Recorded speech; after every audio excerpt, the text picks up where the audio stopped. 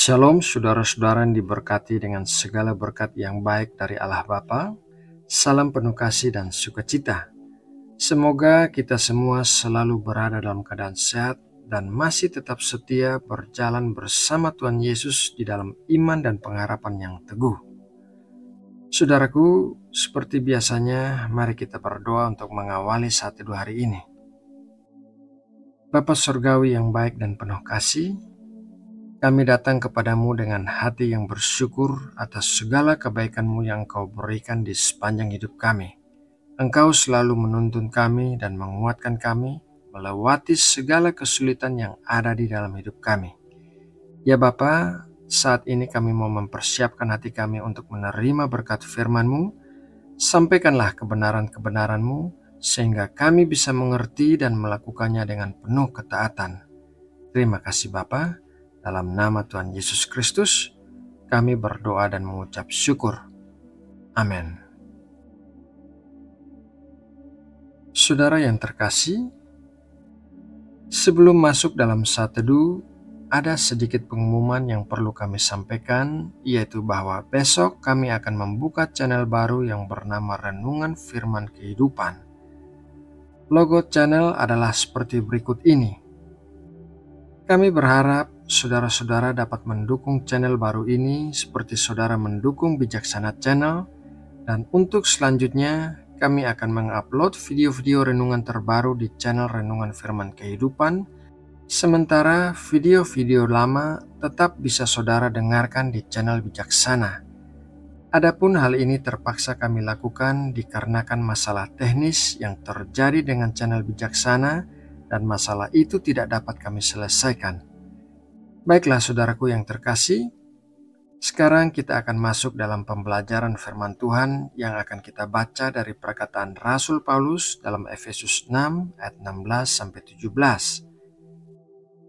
Dalam segala keadaan, pergunakanlah perisai iman, sebab dengan perisai itu kamu akan dapat memadamkan semua panah api dari si jahat. Dan terimalah ketopong keselamatan dan pedang roh, yaitu firman Allah. Dalam peperangan zaman dulu, para prajurit menyerang lawannya dengan panah. Panah yang diolesi racun pada mata panahnya dan panah yang berapi. Apabila menghadapi lawan yang menggunakan panah yang berapi, maka biasanya digunakan perisai yang dibungkus dengan kulit binatang yang sudah dicelupkan ke air, sehingga saat panah berapi menyentuh perisai, maka apinya akan padam. Rasul Paulus menyebutkan iman seperti perisai yang akan melindungi kita dari serangan-serangan musuh kita. Seperti yang kita ketahui, Alkitab menggambarkan musuh kita seperti singa yang mengaum-ngaum mencari orang yang dapat ditelannya. 1 Petrus 5 ayat 8. Artinya kita memiliki musuh yang tidak kenal lelah untuk mencari kesempatan agar bisa menyerang kita. Serangan iblis yang pertama kali kepada manusia terjadi di Taman Eden. Serangan itu adalah berusaha membuat manusia meragukan Allah, dan sampai saat ini pun iblis masih mempergunakan taktik yang sama untuk membuat manusia terjatuh ke dalam dosa. Oleh karena itu, kita memerlukan perisai iman untuk menggagalkan semua serangan dari iblis. Perisai iman bukanlah tergantung pada besarnya iman kita, melainkan tergantung pada pribadi yang kita imani. Dalam hal ini, kita memiliki iman kepada Tuhan Yesus Kristus. Di dalam Ibrani 12 ayat 2 dikatakan demikian. Marilah kita melakukannya dengan mata yang tertuju kepada Yesus yang memimpin kita dalam iman dan yang membawa iman kita itu kepada kesempurnaan, yang dengan mengabaikan kehinaan tekun memikul salib, ganti sukacita yang disediakan bagi Dia yang sekarang duduk di sebelah kanan tata Allah. Ilustrasi untuk membuat kita lebih mengerti hal ini adalah manakah yang kita pilih? Kita memiliki iman yang besar untuk berjalan di atas lapisan es yang tipis, ataukah kita memiliki iman yang kecil untuk berjalan di atas lapisan es yang tebal? Tentunya kita akan memilih pilihan yang kedua, karena bukan iman yang menentukan keamanan kita, melainkan tipis tebalnya lapisan es yang akan kita lewati. Begitu juga halnya, kita bisa saja memiliki iman yang besar, tetapi apabila kita meletakkan iman kita kepada hal-hal yang salah seperti manusia, harta kekayaan, popularitas, jabatan pekerjaan, dan lain sebagainya, maka iman kita itu akan sia-sia. Akan tetapi, apabila kita meletakkan iman kita kepada Kristus, meskipun iman itu hanya kecil saja, tetapi di mata Tuhan, Ia memperhitungkan iman kita kepadanya. Firman Tuhan berkata bahwa iman sebesar biji sesawi saja bisa memiliki kuasa yang luar biasa.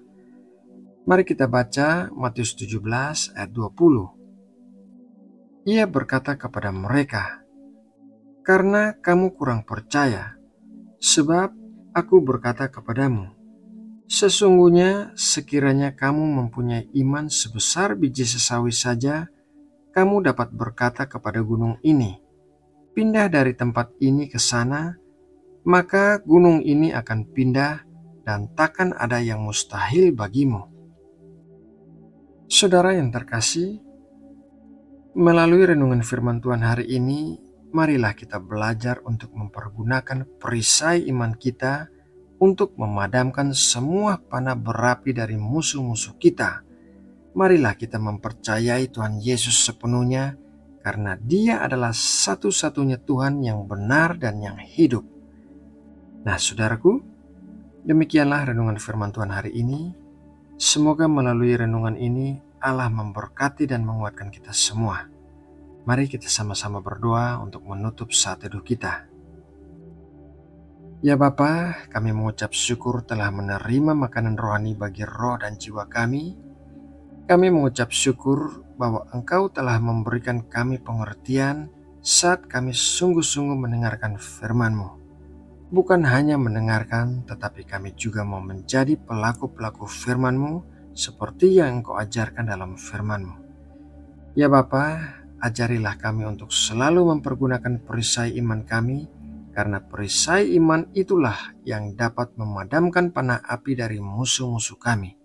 Ajarilah kami untuk mencari firman-Mu dan mempergunakannya di saat kami memerlukan kekuatan dan peneguhan dalam masalah-masalah kami. Terima kasih ya Bapa. Saat ini kami juga mau mendoakan bangsa Indonesia.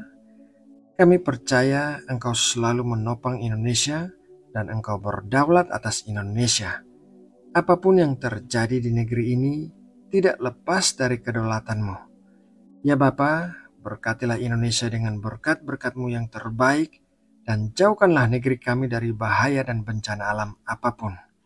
Terima kasih Bapa. Dalam nama Tuhan Yesus Kristus, kami berdoa dan mengucap syukur. Amin.